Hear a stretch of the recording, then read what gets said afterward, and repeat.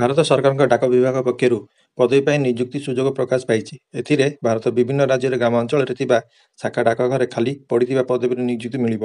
ଏହି ପଦବୀ ନିଯୁକ୍ତି ପାଇଁ ଅନଲାଇନରେ ଆବେଦନ ଆରମ୍ଭ ହୋଇଛି। ଆପଣମାନେ ଏହି ପଦବୀ ପାଇଁ ଆବେଦନ କରିବାକୁ ଚାହୁଁଥିଲେ ଜାଣନ୍ତୁ କେମିତି କରିବେ ଆବେଦନ। ପଦବୀ ସଂଖ୍ୟା ଗ୍ରାମ ଡାକ ସେବା GDS 21413। ଯୋଗ୍ୟତା ଗ୍ରାମ ଡାକ ସେବା ପଦବୀ ପାଇଁ ଆବେଦନ କରୁଥିବା ପ୍ରାର୍ଥୀମାନେ ଅତି କମରେ ମାଟ୍ରିକ ପାସ୍ କରୁଥିବା ଆବଶ୍ୟକ। ପ୍ରାର୍ଥୀମାନଙ୍କର ବୟସ 18 ବର୍ଷରୁ 40 ବର୍ଷ ମଧ୍ୟରେ ହୋଇଥିବା ଆବଶ୍ୟକ। ସେମାନେ କମ୍ପ୍ୟୁଟର ଜ୍ଞାନ ଥିବା ଆବଶ୍ୟକ। ଏହି ପଦବୀ ପାଇଁ ନିଯୁକ୍ତି ପ୍ରକ୍ରିୟା ଅନୁସୂଚିତ ଜାତି, ଜନଜାତି, ଭିନ୍ନକ୍ଷମ ତଥା ପଛୁଆ ବର୍ଗର ପ୍ରାର୍ଥୀମାନଙ୍କୁ ଆରକ୍ଷଣ, ବୟସ ସୀମା ଛଡ଼ା ଅନ୍ୟାନ୍ୟ ସୁବିଧା ମିଳିବ। ଚୟନ ପ୍ରକ୍ରିୟା ଗ୍ରାମ ଡାକ ସେବା ପଦବୀ ପାଇଁ କୌଣସି ପରୀକ୍ଷା କରାଯିବ ନାହିଁ। ଏହି ପଦବୀ ପାଇଁ ପ୍ରାର୍ଥୀମାନେ ମାଟ୍ରିକ ପରୀକ୍ଷା ନମ୍ବର, ଆଧାର ମେରିଟ ଲିଷ୍ଟ ବାହାର କରାଯିବ। ଏହି ମେରିଟ ଲିଷ୍ଟ ଆଧାରରେ ପ୍ରାର୍ଥୀଙ୍କୁ ନିଯୁକ୍ତି ମିଳିବ। ଆବେଦନ ଶୁଳ୍କ ଏହି ପଦବୀ ପାଇଁ ଅଣସୁରକ୍ଷିତ ବର୍ଗ ଓ OBC ବର୍ଗ ପ୍ରାର୍ଥୀମାନଙ୍କୁ 100 ଟଙ୍କା ଆବେଦନ ଶୁଳ୍କ ଦେବାକୁ ପଡ଼ିବ।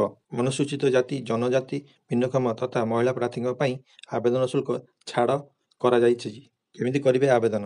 ଭାରତୀୟ ଡାକ ବିଭାଗ ୱେବସାଇଟକୁ ଯାଆନ୍ତୁ। ୱେବସାଇଟ ଭିତରେ ଆପ୍ଲାଇ ଅନଲାଇନରେ କ୍ଲିକ୍ କରନ୍ତୁ। ସେଠାରେ ନିଜ ନାମ ପଞ୍ଜୀକରଣ କରନ୍ତୁ। ପଞ୍ଜୀକରଣ ପରେ ପଦବୀ ପାଇଁ ଫର୍ମ ପୂରଣ କରନ୍ତୁ।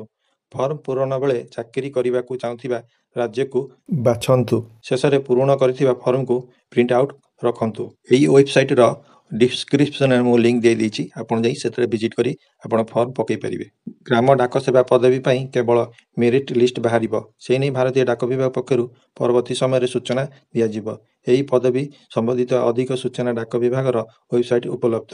ମାର୍ଚ୍ଚ 3 ତାରିଖ ଯାଏଁ ଆବେଦନ ପ୍ରକ୍ରିୟା ଚାଲିବ। ଏହି ଭିଡ଼ିଓଟି ଯଦି ଆପଣଙ୍କୁ ଭଲ ଲାଗିଥାଏ ଗୋଟେ ଲାଇକ୍ କମେଣ୍ଟ ନିଶ୍ଚିତ କରନ୍ତୁ।